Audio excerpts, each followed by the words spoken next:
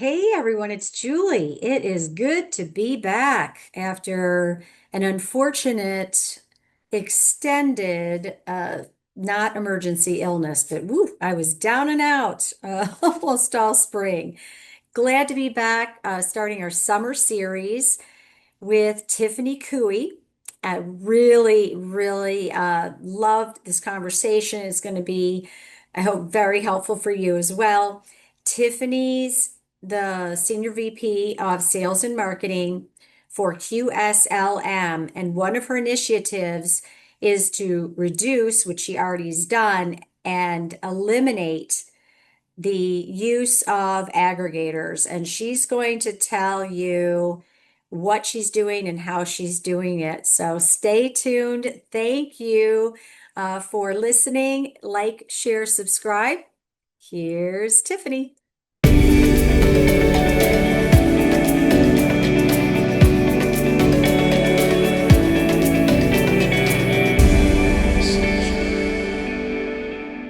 Hello, welcome back to another episode of the Grow Your Occupancy Podcast.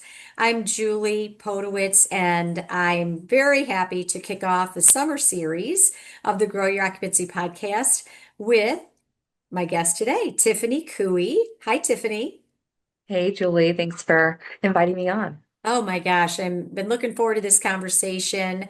Tiffany Cooey is the Executive Vice President of Sales and Marketing at QSLM Senior Living.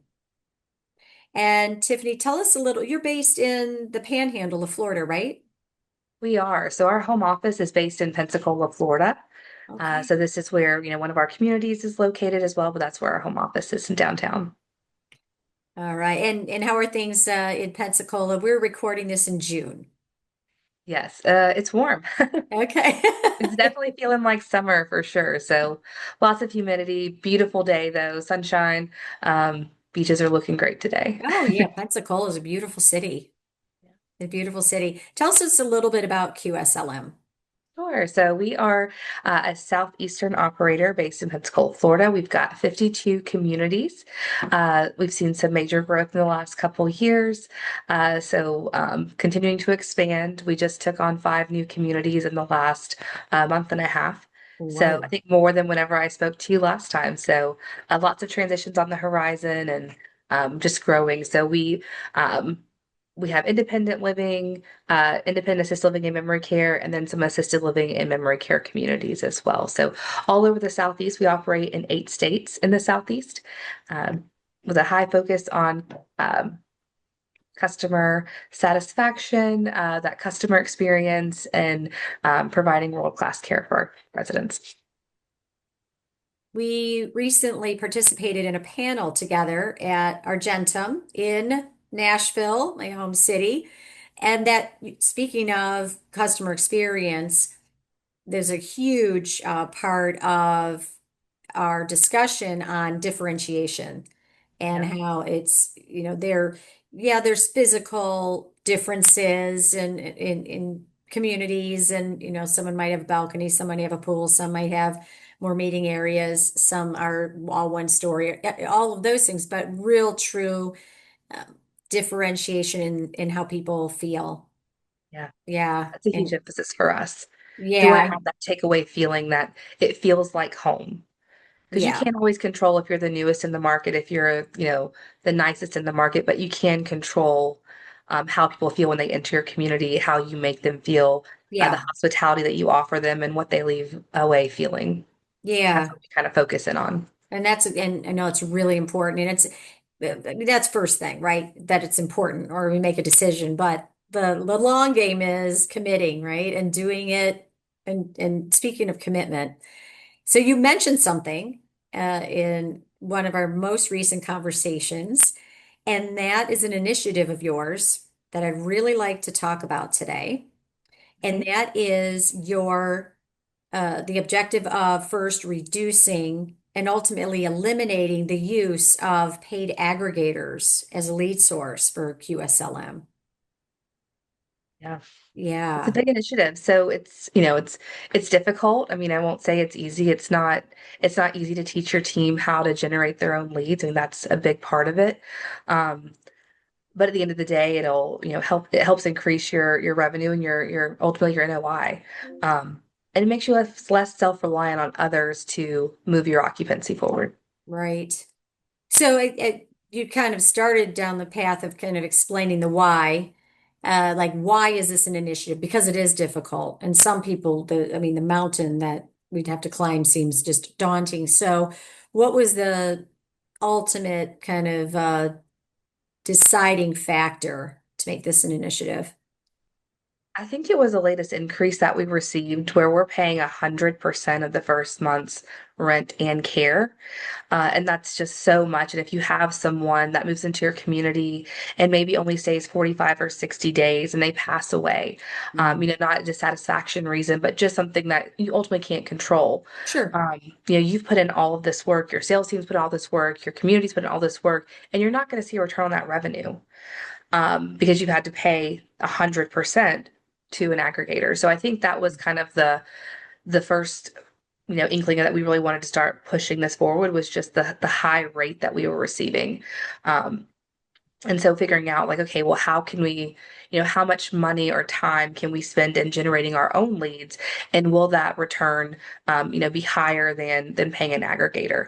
You got to look at the amount of time it takes. So a lot of the aggregators send you volume. Well, to work those leads correctly, you have to have enough time to get that done. So sometimes that involves hiring a second sales leader, bringing in an assistant. And that's going to cost you more too. Whereas if you're generating your own leads, it's going to be less, your volume's going to be low, but that conversion ratio is going to be a lot higher. Hmm. And so then you're just kind of figuring out where that tipping point is for you on the time you're spending working these volume of leads for maybe one move in versus redirecting some of that time into outreach and developing relationships in your own local community to generate those leads.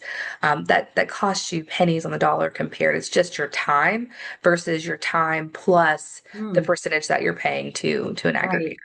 Right. Right. Because I mean, your operating costs, you're paying the salary anyway, Correct. right? So Yep. that, and maybe even more to manage a lot of leads, respond to, manage, work, nurture for a low conversion rate plus 100% of the fee and care in Yeah. many cases. So the a resident needs to live in your community for 3 months before company will start seeing any kind of profit or net gain. And to your point, with higher acuity and, with in life, that Yep. there's absolutely no guarantees, right? But like you said, our residents moving in, maybe a little bit more frail, maybe that length of stay just isn't long enough. And once or twice is one thing, but over Right. and over and over and over again, it's just not a sustainable business model. Right. Right. So you said it's difficult. I would agree. This is a topic that's discussed quite a bit and outreach, like you said, kind of building your own, certainly digital. A lot of our leads come from the digital sources, Right. both from paid campaigns and, certainly SEO, which, is paid for in efforts, certainly. But with we can't rely just on that. So can you tell me about like what your first of all, your first goal? And because, it'd be great, snap your fingers and the entire company with 52 communities. So can you I'm sure you took this in steps and stages, right? We have. So Yeah. the first thing we did was put a big emphasis on our sales training on outreach. So from the top down, we believe that you can do more with less. So if you have, and I don't mean, no leads, but if you are really honed in with your digital partner, if you're really honed in on where you're targeting, you can turn 30 leads a month into 5, 6, 7 move-ins because you're getting qualified leads. So the same is true with the leads that you get from your referral sources. Like if you just get one or two a month from those good referral sources, that's going to help generate that extra revenue that you need. And so we do a 30, 60, 90-day outreach plan. And so it's where we're going to be focusing our efforts for the next 90 days. It's always up to date for the next 90 days going forward. And we don't try to, spray and hit 50, referral sources. We Sure. want to focus on 5 to 10. I mean, and 10 is the absolute max. Most of them are targeting around 5 referral sources. Mhm. And they're just building those deep relationships with them, showing them what we can provide for them, for their residents, that we're going to be a fast clinical partner too. We're going to come in and get those assessments done within 24 hours of the request. We're going to make the process as easy for them as possible to send referrals to us. And so that's the biggest thing, is getting those relationships, proving that you can be Yeah. a trusted resource for them. And then they're going to send you more referrals because it's easy. I can easily send this to your community because you're going to take it, you're going to come within 24 hours, and I can discharge them immediately to your community. And I know they're safe and they're taken care of, and that all the steps have been taken. So it's really, identifying the 5 or 6 that you want to do. And if you're trying to figure out, well, who are they? Yeah. Well, look at your move-ins for the last 3 years, 2 years, and see where did they come from, and see if you have any that came from the outside. And if they didn't, well, let's go look at, the first time that I started a real targeted campaign was whenever I was a director of sales. And I looked at all the resident charts on the outside to see who their physician was. I'm like, okay, well, who do our residents see the most of? And I found 3 or 4 primary care physicians that a lot of our residents saw. And I went to them, and we started a campaign with, like, testimonials from our residents saying, hey, like, I love living at the Blake. I love living in a QSL community. And we delivered those to the physicians. And it's like, hey, just wanted to let you know, we're taking really good care of your patient. They love living with us. And can I schedule lunch with you? And so that's how you can kind of get into the door. And then you just continue to deliver on those services. They already, and they see their patients coming in for a routine appointment. It's like, oh wow, they're feeling better, they're less depressed, their quality of life's improving. And it just and they see me coming in every week to just stop in, see if I can help them with anything, schedule lunches, drop off more testimonial cards of how our residents are doing, inviting them to events, and just making myself seen there. And same thing with your skilled nursing providers, you can do that as well. But it's identifying those, like I said, 5 to 10, and, probably start with 5 and just really work those and build those relationships and be the it person for them. And so that was our first step, was teaching our team how to hunt for those leads, developing those relationships. They can start those referrals coming in. And so that's our first step. And so once we got there, we started looking at, okay, where is occupancy today? So anyone that was over 95%, we immediately cut them off. Like, okay, like, you're doing great. Now you know how to get those leads. We're really just maintaining at this point. You're at stabilized occupancy. We're going to go ahead and cut those partnerships now with the aggregators. So that way we're going to start there. And for some of them, we got that were independent livings. They were highly dependent on these referrals. They were getting 100 leads a month. They couldn't possibly work that many. And so taking them off of that was really hard. They had to fully trust that you know, this is going to work. And so that was really rewarding, though, whenever, 2 months, 3 months down the road, occupancy still maintaining, they're still getting their move-ins that they need, and they don't have to feel so reliant on those aggregators. It was great to see. And then another time that we really push that change is when we're transitioning communities.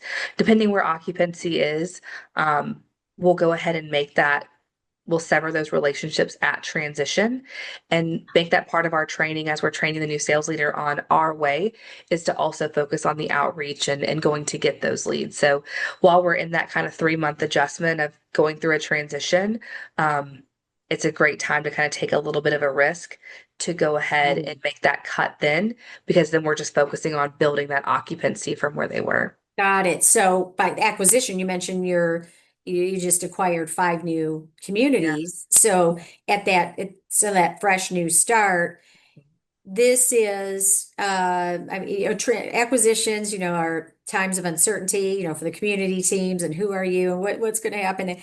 And you kind of come in with this complete shift.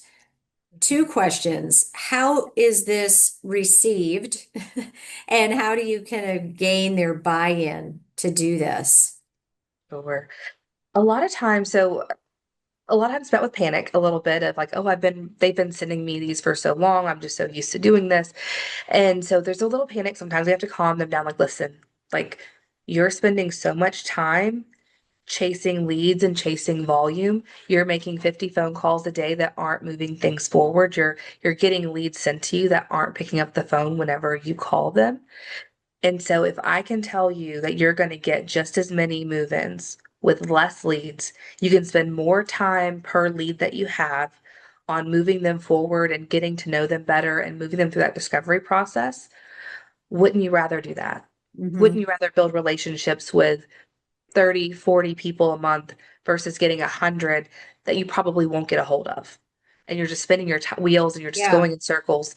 And so it's just kind of like our whole philosophy is doing more with less and really diving into, part of our sales process is that we don't have call quotas. It's more about spending time with people. So we count the amount of time that you're spending, selling and speaking to families and building relationships and revenue generating activities and less on just speed dialing as many as you can get. So, Mhm. um, we have to show them the results too. So we teach them how to do it. We teach them how to get their own leads and how that we really want them to move that forward. Um, and then the results come. Right. And yeah, two things. One is I know you're watching results, right? Because you wanted the why behind these initiatives. Are these initiatives working? So I would love to have you share that. And then I also was thinking as you were talking about this is a common challenge, this meaning that habit change or the buy-in from sales teams, community relations directors to go out because it's some people's comfort level, right, isn't there at all, or well, I'm not sure. There's a lot of uncertainty, and then there are a lot of common barriers that come up, whether they're our own limiting beliefs or, we went out and someone said to us, well, I only refer to the local agencies, or, I tried knocking on the door that I couldn't get past a gatekeeper and things like that. So can you talk about that first? And then I'd love to hear some of your results, your case studies. Yeah. Getting that buy-in can be difficult for sure, of teaching them how to do it and getting them to believe in that process. But again, at transition, they're learning everything new anyway. It's a perfect opportunity to get them to just change their mindset and the way of thinking as well. And so a couple of communities that kind of stick out when I think about it is we had a community in South Florida. We transitioned that community at 31% occupancy. Wow. They did not have a sales director, so we brought in a new sales leader. We taught him, our process from scratch. He was very seasoned. The community itself was heavily reliant on aggregators before, and so we put that in the past and focus more Right. on what we could generate. In that community, it was about 12 months. We went from 31.7% to 92.9% occupancy Whoa, in a year? in a year. Yes. Wow. And that's a gain of, I mean, this is a large community. It was And it's 82 units. 82 units. That's So a we that's a gained big 50 units. you gain, so you net Gained 50. 50. That's not 50 Yeah. move-ins. That's a net of 50. Mhm. Wow, that's about net 4.5 a month. Yeah. Yeah, when a lot of times we're working to net zero, to net one, net two stretch. I mean, some communities are making those gains. That is tremendous, tremendous. And so the new, in this case, new sales director, not new to the business, and sometimes that can be challenging, shifting behavior, and Mhm. committing. It really takes commitment, right? It takes the buy-in and the agreement. Because you can have all the great training, you can have all the, but if your sales director isn't doing it and isn't buying in. Have you ever had that and then you make a shift, you need to make a transition on the people side Right. because Don't get the buy-in. you don't Yeah. get the buy-in. Sometimes that happens. It does. It does. Yeah. Unfortunately, that does happen if they're used to just sitting back and letting the leads come to them and they don't want to work them aggressively. We do have to have a sense of urgency whenever you're doing this method. And it does pay off. Yeah. But you've got to have the urgency. You've got to be willing to go out and hunt for your leads and be able to go make relationships and close. The sales leaders that want to just sit back and let them come and they're just kind of Yeah. churning through them, like Yeah. only grabbing that low hanging fruit that are telling them like I want to come in for a tour I'm ready to move I'm forward. ready to move in now, right? Yeah. Right. Yeah. And those are all, great to have for sure. But if you have a Yeah. sales leader that's only closing those, they're not going to be effective and they're not going to move your occupancy meaningfully. No. And you're And going to be you're paying paying a lot. Yeah. a And you're paying lot a of money lot. because they're just waiting to be served these leads that are ready to go. Yeah. And Yeah. the lower acuity if they're like ready now. Not Yeah. always, but right. Yeah. You mentioned case studies and having some Yes. data, Yep. but you mentioned in our earlier conversation, Tiffany, that you have 52 communities, Mhm. five newly acquired.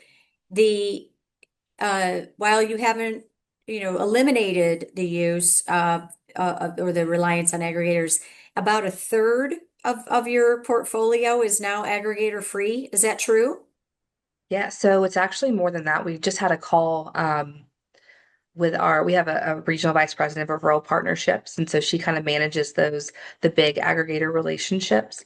And so we were actually just looking at that, and we only have about 14 communities out of 52 that are Wow. still on them.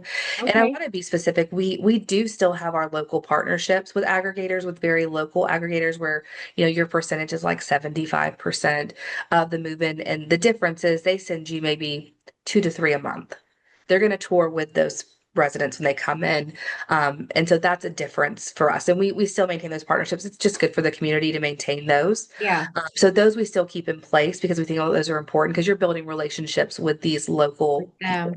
So the local businesses, the referral Correct. businesses. Correct. Okay, good. Very So you local referral maintain business. local We keep those. referrals, which is, I mean, they're lead sources, but they come through those relationships and they hopefully work with the Yes. families and okay, great. Absolutely. And that's more Okay. of a partnership where we feel like we are really partnering with them because they come and tour with them. They Yeah, don't send it, to a lot of people. They send it to maybe one or two communities, and they're there to help the families, through the process, hand holding them through it. And again, we're able to partner with them one on one, and they send us good quality leads too. So we're not getting high volume with low return. The ones they send are highly likely to convert. got it. Got it. So well, kudos and congratulations. How long did it take? And am I to understand that that this initiative, you kind of took some of your community, you didn't just say, okay, everybody, this is what we're doing. You took a kind of a sample set first, right? And Yeah. then, okay, yeah, another operator I talked to it did the same thing, like 10 at a time or a third, depending on the size of the community and doing intense, not just the training, but the coaching and I mean, it's a long game, right? It's not just, It is hey, a long game. here's what to do and have fun at it. Because there are challenges, like you said, There and there are are. There definite are. skill sets. Yeah. And so whenever we transitioned to 13 communities that were all independent living, that were heavily reliant on that, and that was probably almost 2 years ago, we kept all of them with their partnerships. And then for those, we've slowly just chipped them away. I want to say we're down to about 5 of those that are still partnered that have lower occupancy. But our trigger point for those were once they hit 90%, we start having the conversation of like, okay, like what can we do to ensure that you're still going to continue getting leads and just really focusing on that. And then once they hit 95%, we cut off the relationship and then we're able to maintain. And again, it gave us more time to teach them, how to Sure. manage that behavior. Um, Yeah. and with other ones, like I said, we do it right at transition. Another one of communities we had, what I talked about before was an AL memory care. This one was an independent assisted living and memory care community. We got it at about 65% occupancy, and in 9 months, we went up to 93.2% occupancy. And same Wow. thing, it was a brand new sales leader. The community didn't have one at transition, so we did not transition with a sales leader. We hired one, and we're able to teach her our process and give her all the support that she needs. And she was able to run occupancy up to 93.2% in 9 months. So big moves. And again, this is another smaller community. They've got about 88 units. So we net 25 units there in 9 months. Wow. And that's fantastic. It's not, I don't want to say just because I don't want to minimize this achievement, but it's the occupancy gain plus your net operating income gain Yes. because I mean, how much are you saving? I mean, at 50 Right. communities and paying, I don't know how many move-ins you had per community. I mean, you're in the millions of dollars in aggregator fees, Right. portfolio wide. I mean, Right. right? So, gosh, a reduction in however many move-ins that was times 1 month's rent.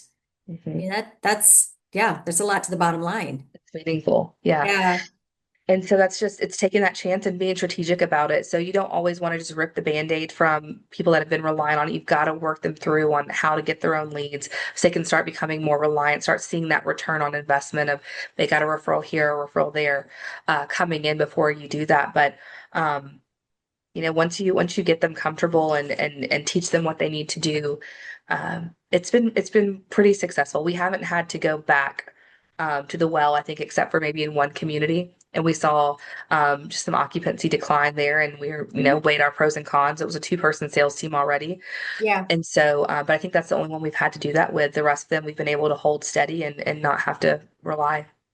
that's excellent.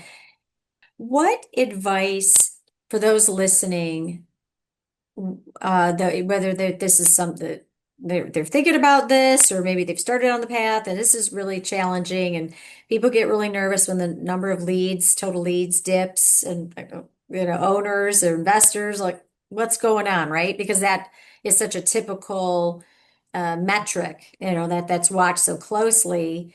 Right. Uh, what advice do you have, Tiffany? Yeah. Um, I think it's being confident in the plan that you're rolling out, that you feel confident that you have taught them how to get their own leads. You're starting to see a return on that. And a lot of times it takes a few months to get that. So in one of our communities, we put a heavy emphasis on there because her lead generation was Yeah, just lower. And like, we need to work on this outreach plan. Let's get that. And it took her about 3 months to get it going. But now they're just steadily rolling in. She's getting, maybe five a month of referrals from other places, from the hospital mostly, just different places. But you've got to put in the work to ensure they're trained. And then once they're trained, you're starting to see a return on that. I mean, I wouldn't start a big outreach plan and cancel the next day. I would put in your outreach plan, start to yeah, see some of those coming in where you feel comfortable enough that you can go ahead yeah. and just cut it off and give your notice and see what happens. But, um, a lot of times, like um, with the way we have the compensation set up is we have sales directors saying like, "Hey, I'm ready to let go. Like, can we go ahead and cut this off? Like, I'm ready now." And Okay, so they're so actually coming to us and saying that they're ready to stop it even before we're, got insisting it. on it at 95%. They're coming to us and saying, "Okay, I'm ready for this. Like, I'm seeing a return on what I'm doing. Like, I'm ready to be Oh, independent." I And so love getting to that. that point is super exciting to see Yeah. because it's like you've taught them, they know what they're doing, and they feel confident in themselves to drive their own business. I know a question that's likely in listeners' minds Yeah, and this I promise is my last question. it's okay. Independent living. So you mentioned, the skilled nursing in hospitals and kind of where to start. The Yeah. concept, the process is the same, but what types of businesses are you all seeing come in for like more independent living leads? Sure. So we rely more on like financial planners at that point, Okay. attorneys that are working on like wills, estate planners, things like that. And primary care physicians are still a good place for those, just because they're starting to see that, maybe a slight decline or maybe isolation. And so, Yeah. positioning yourself and your community as a solution to that is always nice to have. But you're going to reach out more to those types of people's long-term planners. Even the VA helping out there too with them and being a referral source for them too helps. Wow, Tiffany, congratulations, first of all, on the growth of QSLM in not just numbers, but communities. You're obviously doing so many things right and excellent. I know you're continuing your focus on excellent customer experience, and it shows. But you're also, I'm sure, the data, the numbers on the financials with this reduction in I mean, a lot, whatever the number is of move-in fees that the company's not paying out. Right. So it has been such a pleasure, talking with you. I want to thank you so much for your time. I'm glad you're feeling better. I think we both went through something this spring. So I'm really glad you're back on your feet. I appreciate everybody listening to the Grow Your Occupancy podcast. If you please like, share, subscribe so others can learn from experts like Tiffany. Our quarter 3 webinar is coming up in September, and you can register on our website. And there will be a link also in all of our social media to register for that. Tiffany, thank you so much again. Thank you, Julie. Talk to you all very, very soon on the next episode of the Grow Your Occupancy Podcast.